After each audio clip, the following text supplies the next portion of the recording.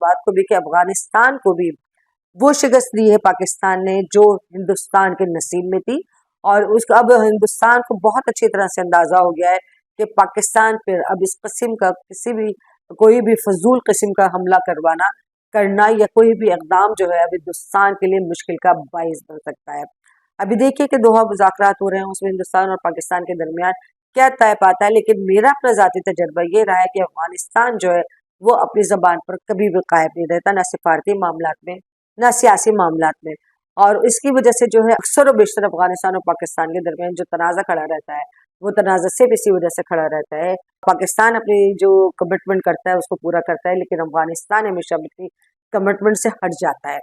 अब हिंदुस्तान को भी अंदाजा हो चुका है कि पहले उन्होंने हमला किया पाकिस्तान के ऊपर, फिर उन्होंने अफगानिस्तान से करवाया हमला, और फिर उसके बाद अफगानिस्तान का जो हशर हुआ और हिंदुस्तान का तो जो पहले हशर हो चुका है वो ज़बान ज़द आम है।